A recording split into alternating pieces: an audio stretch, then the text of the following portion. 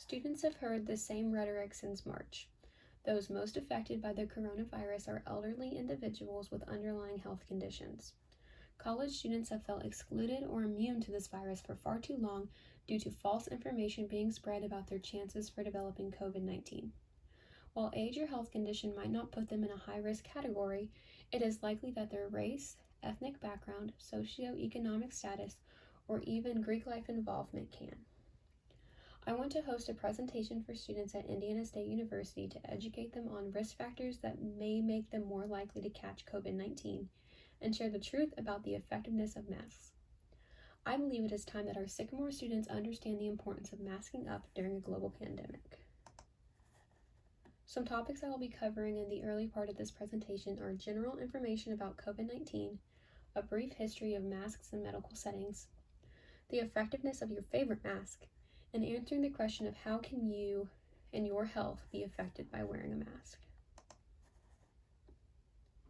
Coronavirus is a relatively new virus that causes upper respiratory problems.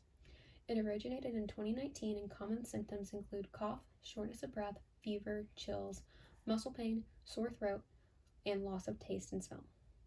Coronavirus is an airborne virus that can spread when an infected individual sneezes, coughs, or even breathes. Because COVID-19 results from the nose or mouth, the CDC recommends wearing a face mask when around individuals who are not members of your direct family or live with you.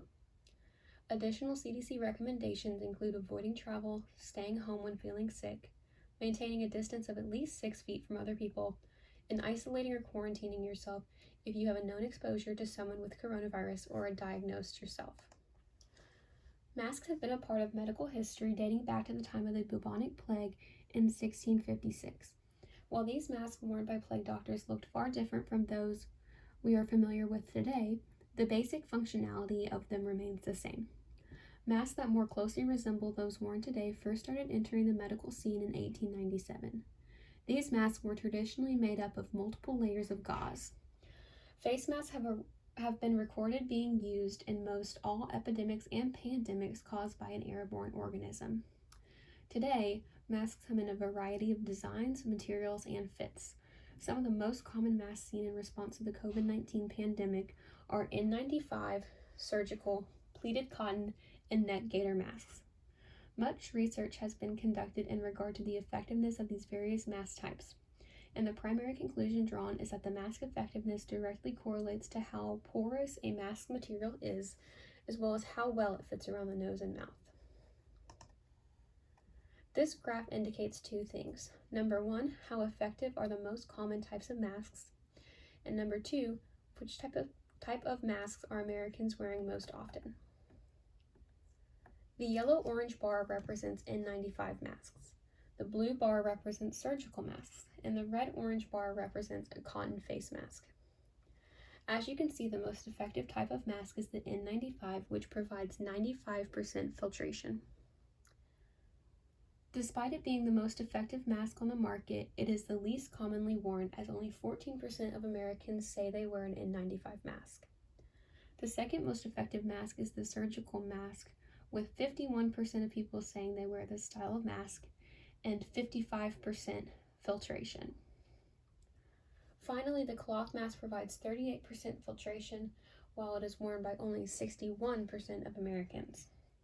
An important note to make about the percent worn category in this graph is that it does not equal 100%. This is because the participants in the survey were allowed to select multiple mask types if they wore them relatively the same amount as another. All of this information and data leads me to my proposed plan, making a presentation to the student body that addresses the real risk of contracting COVID-19 students have and the true protection their mask of choice is providing them. This presentation will be given in small groups to various organizations on campus. Each presentation will vary slightly from the last, as new statistics and data will be entered to cater to the interest and demographics of each group of students being presented to. For example, a presentation being made to a Latin American fraternity will include statistics about the contraction rates of Latin Americans and Greek community members. During the presentation, we will discuss and demonstrate the effectiveness of various types of masks, go over the situations in which a mask should be worn, and go over proper mask etiquette for various situations. Additionally, this presentation will serve to debunk myths about the negative health effects caused by masks, herd immunity, and the likeliness of young adults to contract the virus. This presentation will be a dynamic mix of formal presentation, live demonstrations, and pop culture references such as informative TikTok videos to portray this information in an engaging manner. This presentation will conclude by giving students in attendance the opportunity to decorate their own face mask. Moving on to the budget breakdown. The majority of cost lies within the mask customization that will take place at the end of the presentation. There is also a small cost for materials needed to perform the live demonstrations during the presentation. I aim to have the cost of this project covered by grants and scholarships, which I will go into more detail about in the next section of this presentation. Now for the timeline breakdown. Stage 1 is seeking university approval. During this stage, I will write to the university officials, including the university president and vice president of student affairs, to propose my plan and discuss necessary restrictions and safety precautions that need to exist in order to make this event possible. Stage 2 is applying for funding. Because of the relevance of an educational program about COVID-19 and the effectiveness of masks, I believe that achieving funding from the university or state is not only possible but also likely. Some places I would start in my search for funding would be grants offered by the university, such as the SORF Scholarship targeted towards campus organizations and the CARES Act funding targeted towards students affected by COVID. Stage 3 is to engage the campus. The next step in coordinating this event is to present this plan to the Greek community and to special interest groups such as organizations with a high participant ratio of minorities. The goal is to reach the most at-risk and highly susceptible students on our campus to make sure they are educated on the likelihood of them contracting the virus in comparison to their white and non-Greek counterparts, as well as inform them on what they should do to remain safe during this time. Stage 4 is research. After speaking with campus organizations engaging their interest in the event, I will begin researching articles and studies that demonstrate how their specific demographic is affected by the virus. Stage 5 is building the presentation. This step is to build the formal presentation that I will be giving to students, as well as laying out a timeline for how the presentation will flow. This will be when campus organizations will schedule their presentation day and time, and the shape of this assembly will begin to become more evident. Stage 6 is to obtain materials. Ideally, during this time, I will have received confirmation of funding from one of the sources I have reached out to. Once funding is confirmed, I can begin to order the materials listed on the budget breakdown slide of this presentation. Stage 7 is the final stage, which is presentation.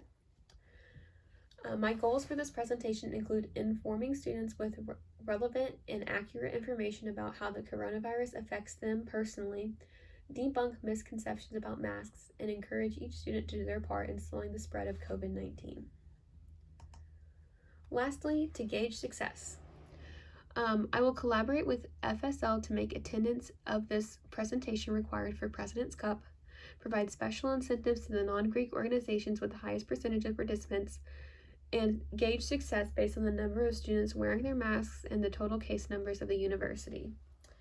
Additional ways to gauge success would be to look at the students and see how they are holding each other accountable, how they are practicing mask etiquette, and how they are educating their peers about the real risks and the importance of masking up. A decline in cases in the weeks and months following the presentation will be a good indicator to me that students have listened and taken in the information presented.